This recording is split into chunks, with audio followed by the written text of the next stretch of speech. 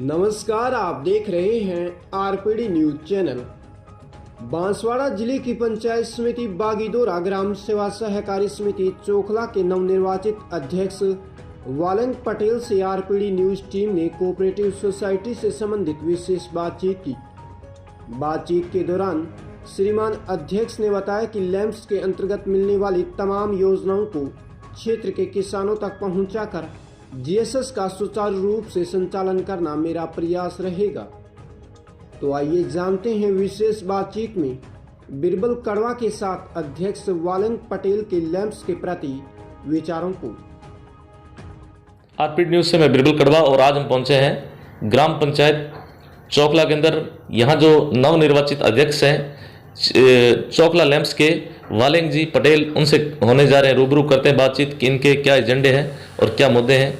बता दें आपको कि यहाँ चोखला के अंदर नवनिर्वाचित अध्यक्ष चुने गए हैं। गांव के लोगों ने इन्हें मौका दिया, किसानों ने मौका दिया और इनके जो अब आगे इनके क्या विचार है करते हैं बातचीत। सर नमस्कार। नमस्कार। वालंग जी, सबसे पहले बहुत बहुत बधाई हो, किसानों ने, गाँव के लोगों ने आपको मान सम्मान दिया। धन्यवाद आपको।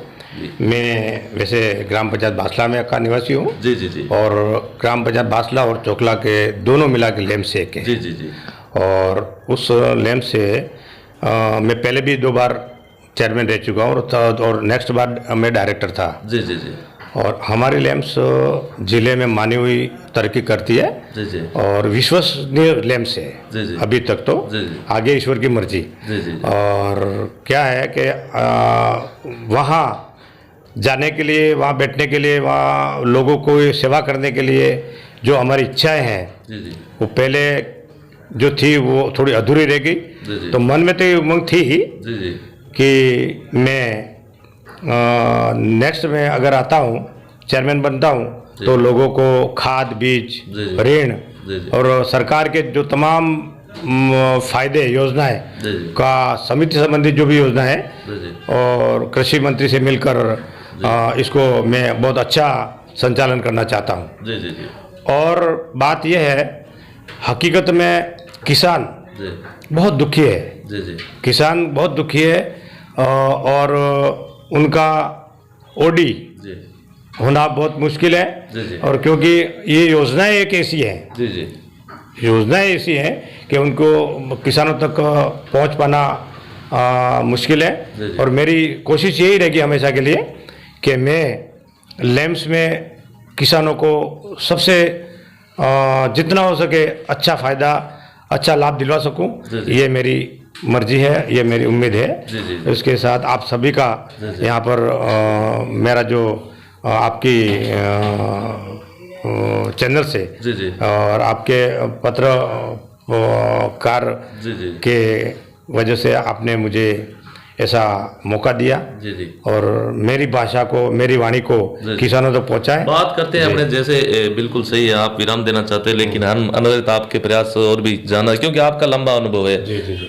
तो क्या कहना चाहेंगे, क्या किसानों की, क्योंकि आप रेगुलर नजदीकी से आपने झांका है, किसानों की क्या विशेष पीड़ा क्या रहती है? किसानों की विशेष पीड़ा है कि देखो, आप हकीकत में भी एक किसान हो। जी जी। समय पे खाद न मालूम किस कारण कोई भी सरकार आवे, जी जी। मैं नहीं कह रहा हूँ कि बीजेपी सरकार में खाद नहीं मिल रहा है, कांग्रेस सरकार में खाद नहीं मिल रहा है, कोई भी सरकार आवे तो थोड़ा अनदेखी जरूर होती है।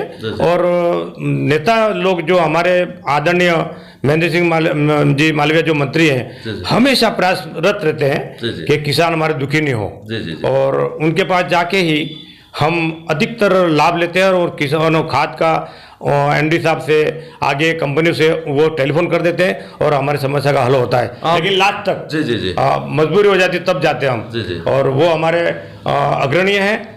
और इनको यहाँ पर किसानों के बारे में बहुत ज़्यादा अनुभव है। अभी भी वो सिंचाई मंत्री, वो जलदाय विभाग के मंत्री बने हुए, हर जगह किसानों के बारे में वो बात करते हैं। जैसे आपने कहा कि आप ब्लॉक अध्यक्ष भी रहे हैं और किसानों की बात कोई भी सरकार है, किसानों की नहीं सुनते हैं। आज डीएपी है, यूरिया है, उनके भाव देखिए, और जब आवश्यकता होती है किसानों को तो उस टाइम खाद नहीं मिल पाती। क्या कहना चाहिए? हाँ, ये विडम्बना है, हकीकत में विडम्बना है।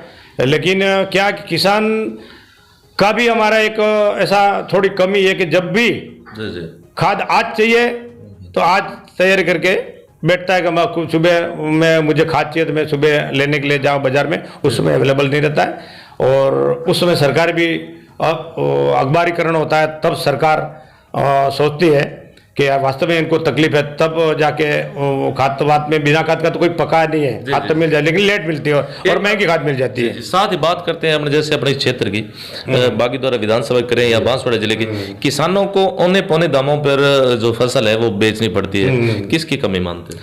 नहीं, ये क्या है, आपने बहुत अच्छी बात बताई कि जल्दी में जो जाते हैं, वैसे सरकार तो अपनी जो उनका मूल्य है, जो समर्थन मूल्य, बागीदोरा के अंदर कृषि उपज मंडी की अभी भी आज भी आवश्यकता है। किसानों को यहाँ से लेके जाना पड़ता है 50 किलोमीटर 40 किलोमीटर।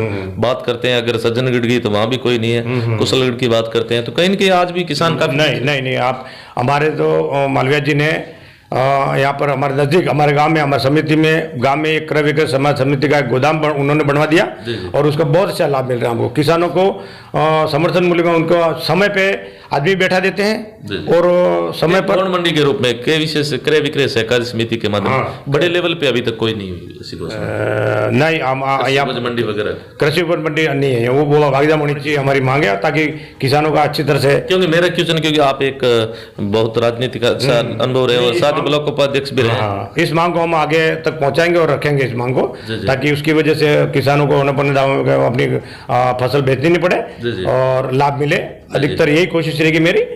और मैं भी हूँ और हमारा अन्य चेयरमैन भी बने हुए हैं और उनको भी मैं प्रयास रहेंगे और हकीकत में किसानों के हित में हम काम करेंगे। अब की बार जैसे बात करते हैं बजट घोषणा की सर, तो किसानों के लिए फर्टिलाइजर या ऐसा कुछ किसानों को कोई विशेष ज्यादा बजट के मामले में कुछ दिखा है, उसको लेकर क्या कहना चाहिए? हाँ, सही बात है, यही तो मैंने पहले कहा, किसानों के बारे में कोई भी सरकार है तो इतनी ज्यादा चिंतित नहीं रहती है, ज्यादा चिंतित है। और मेरा हमारा तो ये मानना है कि हम ये बात आगे तक पहुंचाएं और फर्टिलाइजर में यूरिया में कमी रहती है और उनकी सब्सिडी कम की जाती है, वो केंद्र सरकार के बारे में बात करते हैं तो, लेकिन कभी कभी ये सब सरकारें एक दूसरे पे डोल देते हैं। तो ऐसा नहीं डोले, किसानों के लिए ऐसा नहीं करें तो बहुत बेहतर रहेगा। किसान ही एक देश की रीढ़ की हड्डी है और किसान अगर थक जाएगा उस दिन देश थक जाएगा।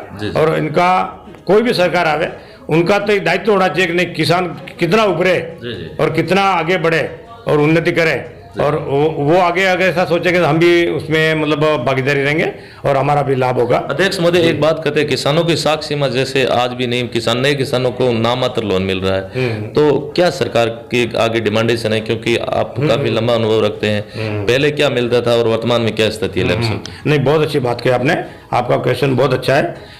किसान की जो जमीन है वो हकीकत में 5 लाख रुपया, 2 लाख रुपया, 3 लाख बीघे में बिकती है, उसकी कितनी कॉस्ट है, फिर भी उनका जो सीमा है पर बीघा वो बहुत कम है और हकीकत में उनको बढ़ानी चाहिए, ये हमारी सोच है। और हकीकत में 1 बीघा जमीन 5 बीघा ये 5 लाख 6 लाख 7 लाख में बिकती है और ठीक है, उनका मूल्य सरकार को था तो वो कम है, वो अलग चीज़ है, लेकिन वास्तव में उनका आधा तो उनको लोन मिलना चाहिए। बिल्कुल। लेकिन बहुत कम लोन देते हैं और न मालूम लोग भी थोड़े उसको वापस रिटर्न करने में हिचकिचाते हैं, उनको सरकारों का लाभ देखा जाए तो सहकारिता के क्षेत्र में लैंप्स अपने एक रीढ़ की हड्डी है, वैसे देखा जाए इस सिस्टम से अगर चालू हो तो बिल्कुल किसानों का यह मंदिर है, क्या कहेंगे? बिल्कुल सही कहा आपने। हकीकत में लैंप्स को सरकारें अनदेखी कर रही है, हकीकत में अनदेखी कर रही है और लैंप्स के कर्मचारी भी लाभ दिलवाना चाहते हैं और उनके जो नेतागण है, एज एग्जाम्पल मतलब हमारा पूर्व में भी अध्यक्ष था, मैं वो भी कोशिश हमेशा ये रहती, मैं रेक पॉइंट पे जाके भी यूरिया लाया मैं। और ये ऐसा इनको आपकी सरकार है, आपको बाहर जाके यूरिया नहीं, ये मैं पहले बीजेपी सरकार में लाया था मैं। अच्छा। रेक पॉइंट से बीजेपी सरकार में था तो उस समय मैं रेक पॉइंट से भी खाद लाया और हमारी अच्छी बात है। लेकिन सरकार से कोई भी हो, लेकिन किसानों के हित में है। किसान अनदेखी हो रही है और हमारे जो नेता हैं हकीकत में उनको भी मतलब मैं आगाह कर देता हूँ, करबद्ध निवेदन करना चाहता हूँ, सरकार अपनी है और किसानों का अधिक से अधिक ध्यान रखें और किसान रीढ़ की हड्डी है, उनका ध्यान रखें, बस यही। इसके अलावा अपने जिस प्रकार से अपने क्षेत्र के लोगों ने आपको मान सम्मान 2 शब्द उनके लिए क्या कहेंगे? नहीं, वो बहुत अच्छे हैं। उन्होंने हमारे क्षेत्र के लोग बड़े बुद्धिमान हैं। उन्होंने पार्टी वगैरह, हमारा अगुवा कौन सा रहेगा, ये अच्छा काम करेगा, इनके विश्वास रख के उन्होंने मुझे यहाँ तक भेजा।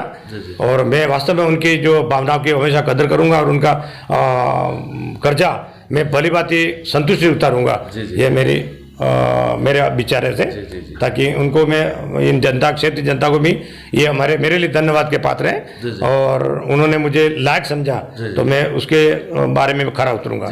तो यह थी हमारी खास मुलाकात नवनिर्वाचित चौखला के अध्यक्ष वालंग जी पटेल, जिनका कहना है कि जिस प्रकार के गांव के लोगों ने, किसानों ने हमें इस काबिल समझा, मैं उनकी सेवा में किसी प्रकार की कोई कमी नहीं आने दूंगा। धन्यवाद सर, आपने हमें समय दिया उसके लिए बहुत बहुत धन्यवाद। ठीक साहब, धन्यवाद।